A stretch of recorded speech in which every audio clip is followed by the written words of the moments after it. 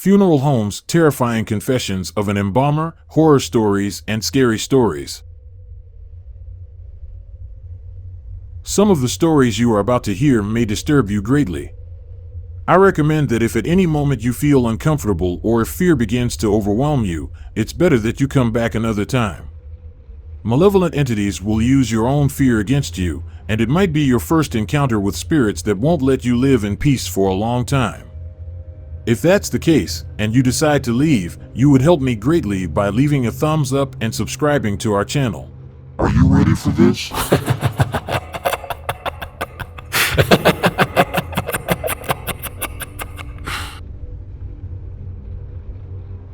Hello, my name is Alfredo, and I'm in the amphitheater. As promised, I'm going to share my experiences as an embalmer, almost inexplicable situations that have happened to me during my work, preparing people for their final farewell at our funeral home.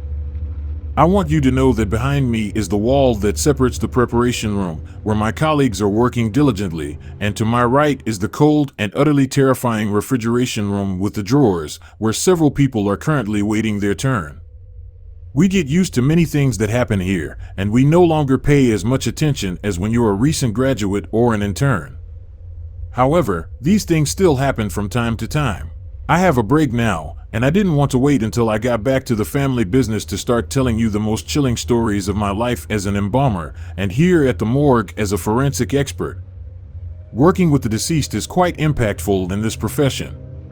You can come across many cases that touch your most sensitive fibers and teach you to value the people you love. As they say, we're only passing through. It's very common to receive people who were involved in conflicts, and it's my job to provide answers through what the deceased communicate to the institutions or the judicial cases that require our service. Let's not forget the people who pass away from natural causes. They also have a lot to tell us. But what happens when children arrive who suffered at the hands of completely deranged and ruthless individuals? In these cases, we have to perform several examinations to confirm that they did, indeed, suffer a great deal.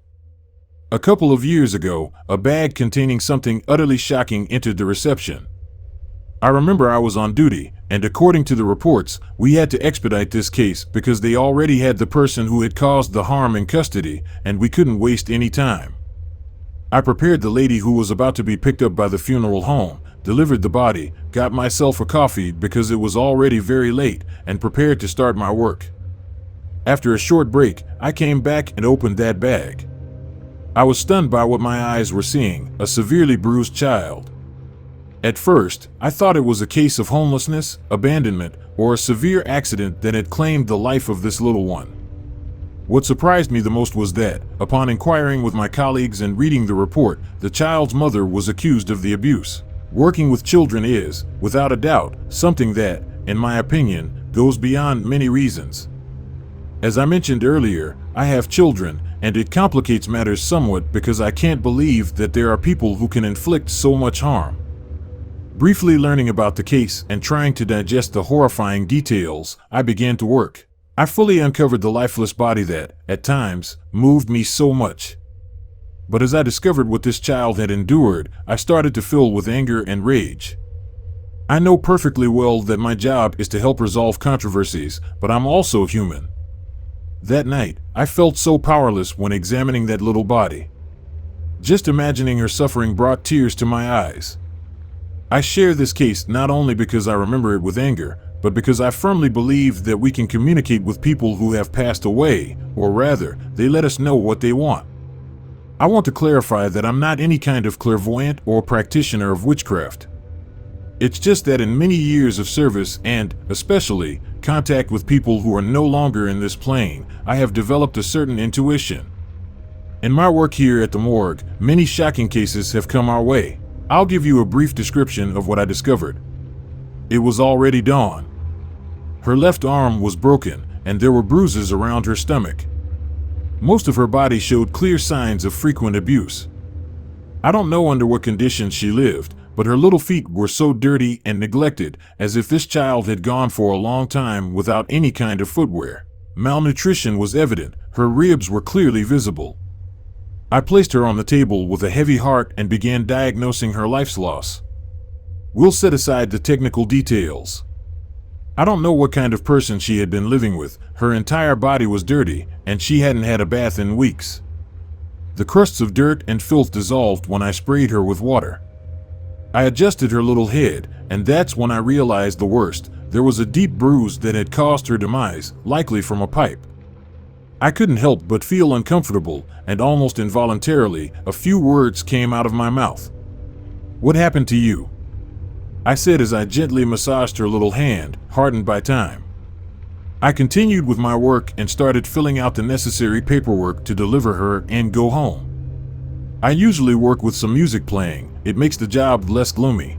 I have a radio on the top shelf where we store the chemicals we typically use, and from time to time, we need to change the batteries to keep it running. That night, it suddenly went off. At first, I didn't pay it much attention, but it gives you a good scare when it happens, especially during tense moments or when we're talking to the departed.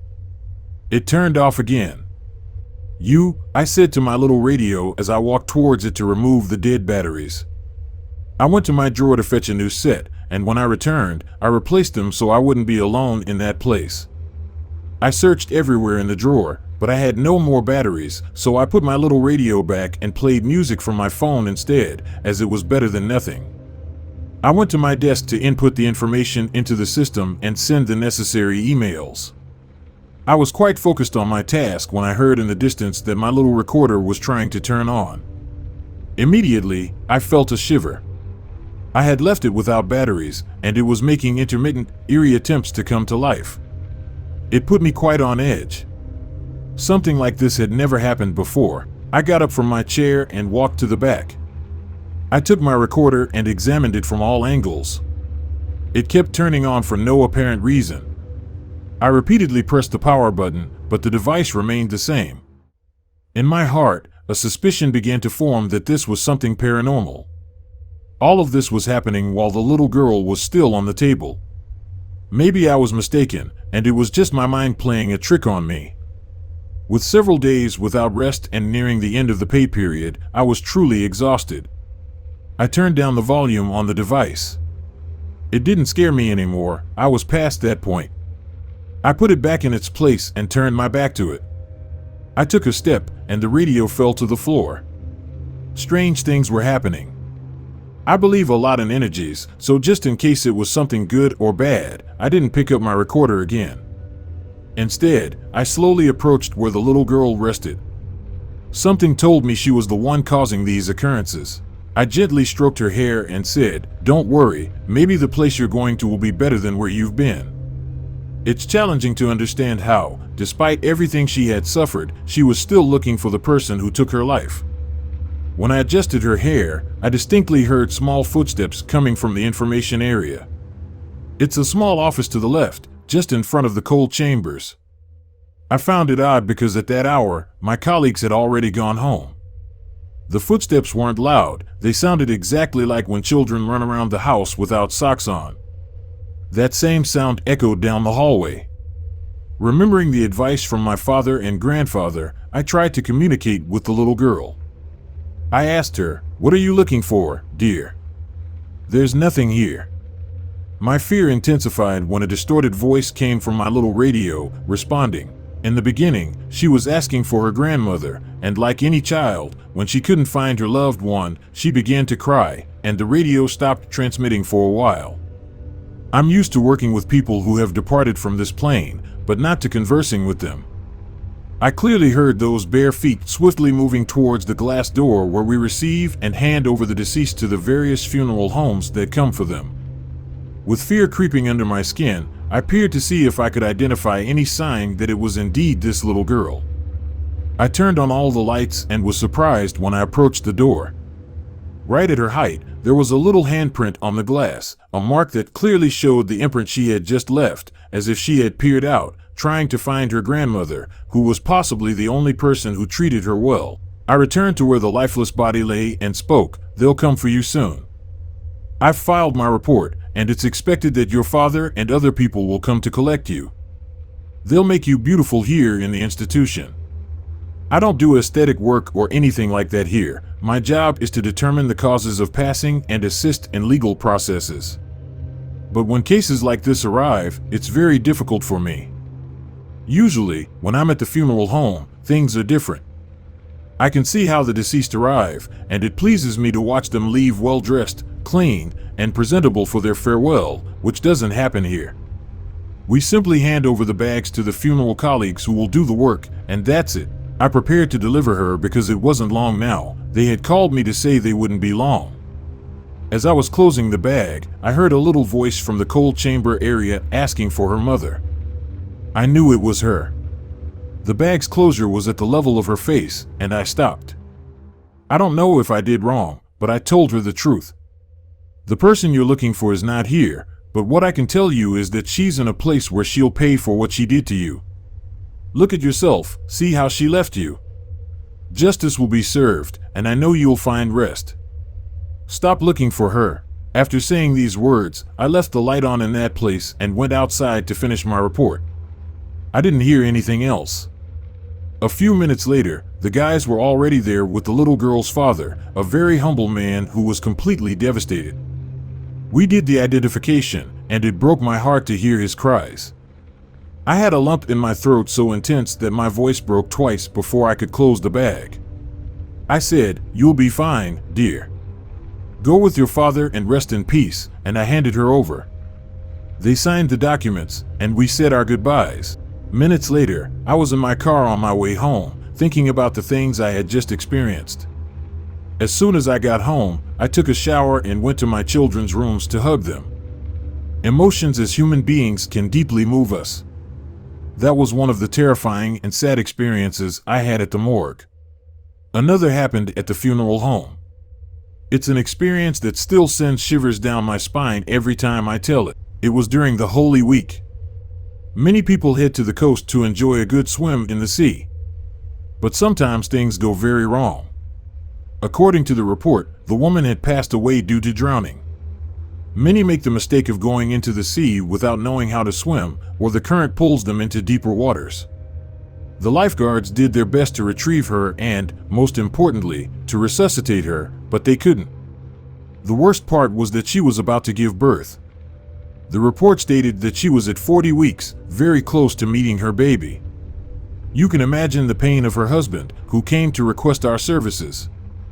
These moments are very uncomfortable for us because, despite working in this field, there is, as of now, no word or message that can heal the pain of our clients. The beach security personnel couldn't revive the woman. They had called for emergency services, and when they arrived, they attempted to save the baby. They made an incision quickly to rescue the child, but even then, they couldn't. It was too late, both had left this world. What many people recount is that when the companion of that man was in her final moments, she wasn't screaming for her own salvation, but rather vociferating for her child. As we arrived at the place where we collect all individuals, and due to the friendship I have with the administration, we received this type of information. We proceeded to collect the woman and her child. We reached the funeral home and opened the bag. It was a very moving and shocking sight.